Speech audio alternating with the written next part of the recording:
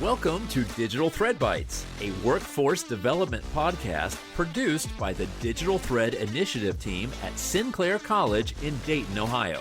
In this podcast, the team discusses the coming revolution in digital, highlighting digital transformation success stories and opportunities for learning. Here are your hosts, Elizabeth Generous and Jennifer Gravitt.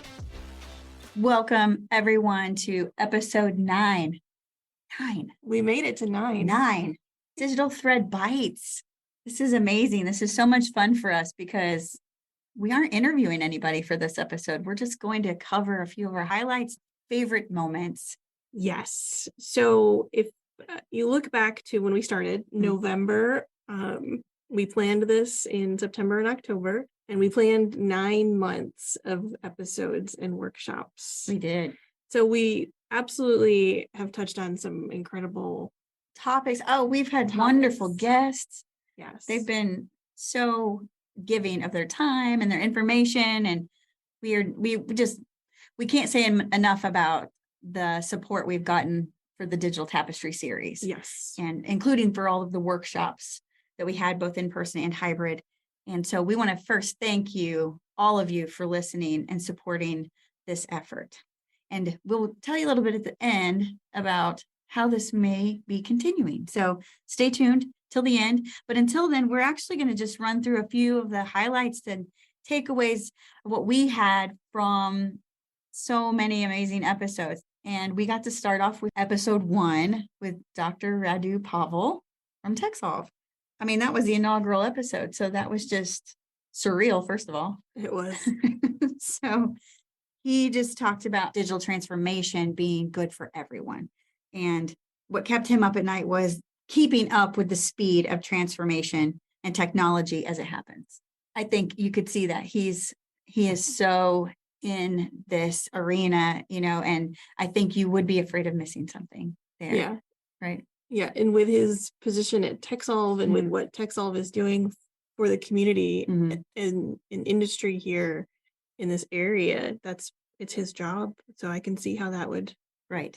And he had so many good snippets of information. So definitely go back and listen to that. And he has a few clips on our YouTube channel as well, some short videos. So that was foundational. Yes. Whenever anyone asks what this is, that's where you start. Absolutely. Episode 2, Craig McAtee from CATC.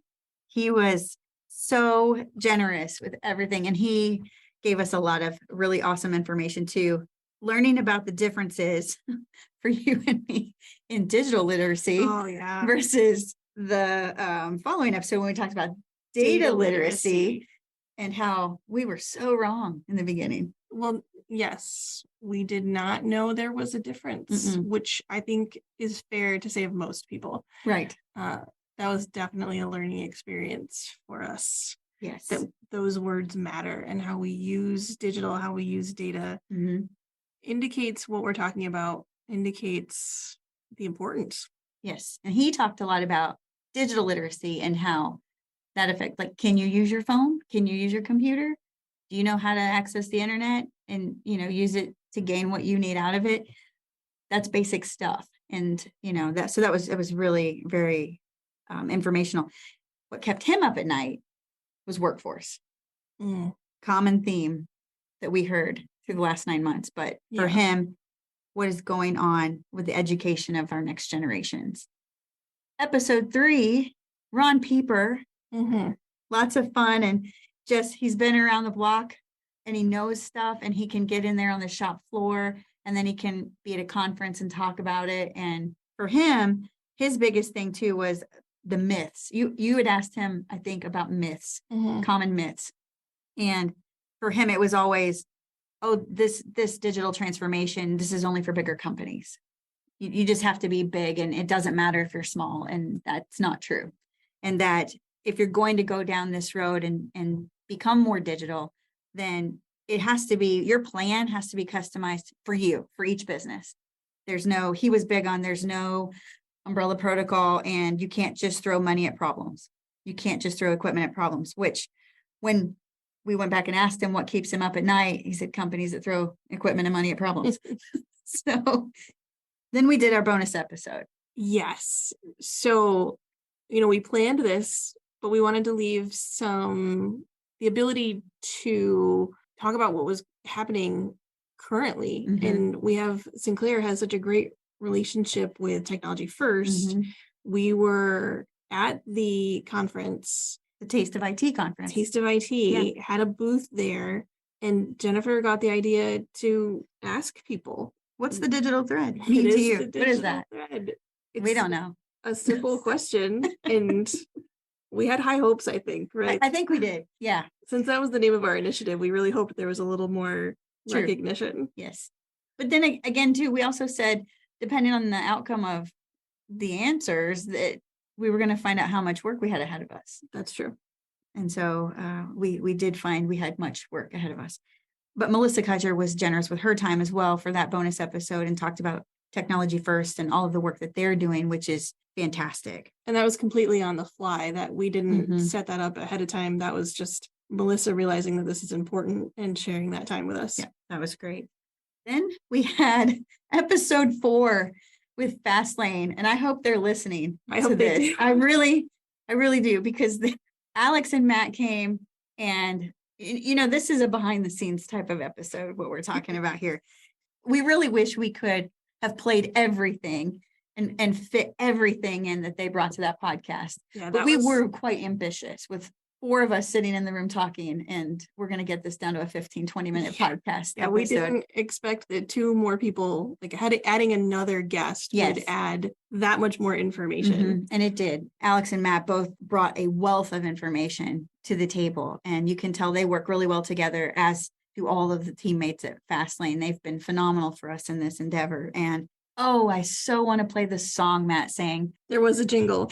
There was a jingle. We'll probably have to get permission first. I think so, but it is recorded, so it is on record. Should we get yes? But it was a lot of fun, and for them, Lean Meeting Digital, teaching companies how to do things on their own.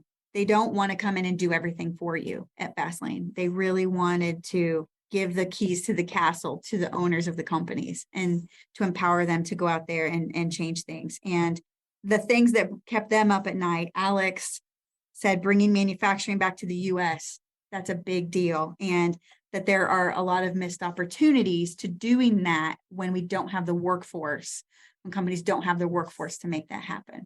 Yeah, I think we're going to see that more and more as Ohio continues to develop, as Intel comes in, as the battery plants come in. DMAX just announced that they were opening They did. a new plant. So we're going to continue to see that workforce and manufacturing coming back, meeting at critical juncture here. Absolutely. And for Matt, it was companies not taking advantage of the help that's out there and then just being happy and okay with good enough.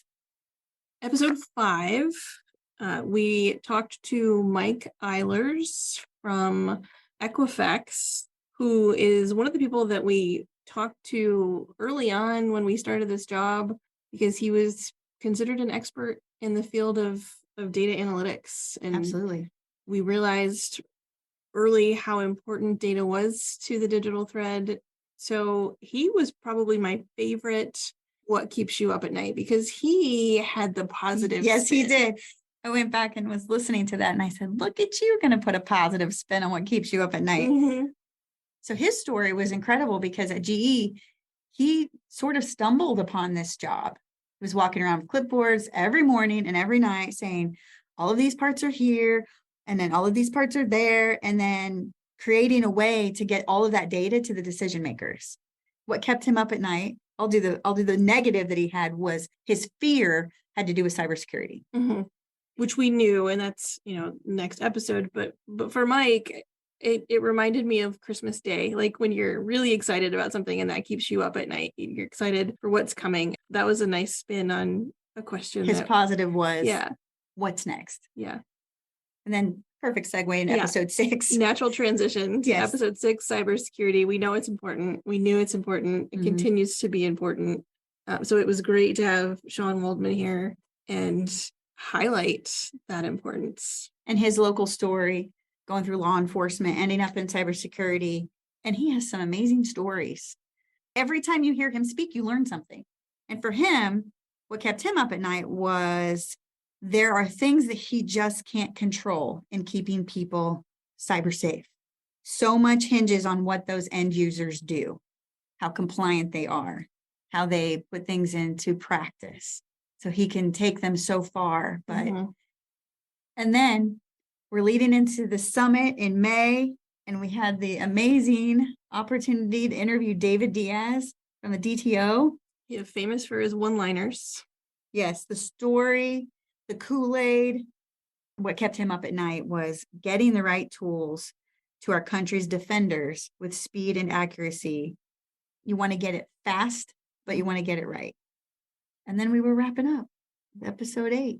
Yeah, episode 8, back in October when we planned this, we thought we'd talk to suppliers, but we ended up talking to DRMA, the Dayton Regional Manufacturing Association, and President Angela Erbaugh.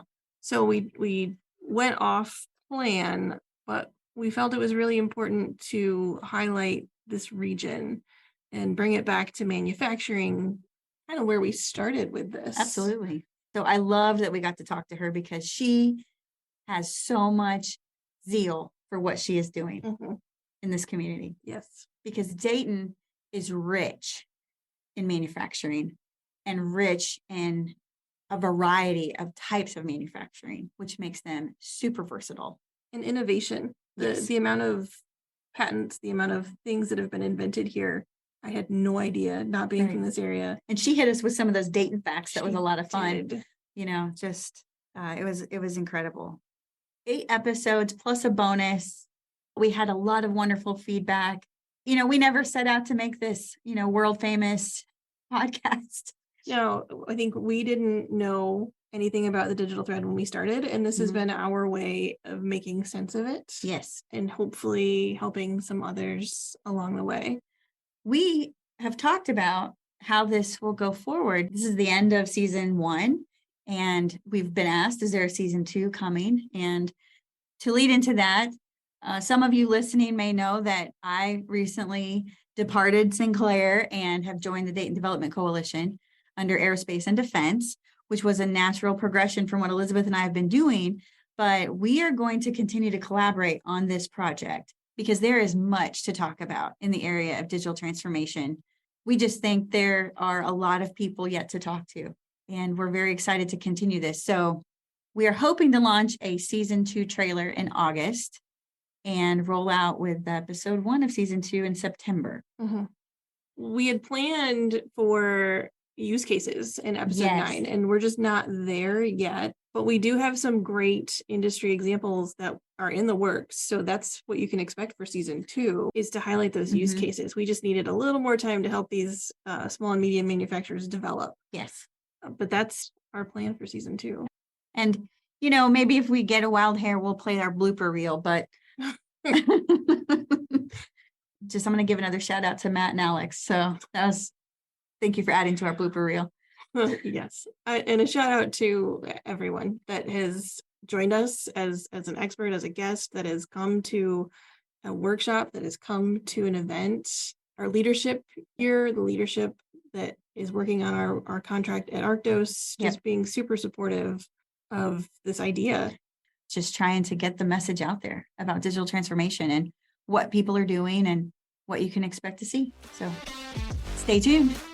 Thank you for listening. The Digital Thread Initiative team would like to thank Sinclair College, prime contractor Arctos, the United States Air Force, and our guests for walking into the future with us. If you'd like to contact Sinclair's Digital Thread Initiative, please email sinclairdigitalthread@gmail.com.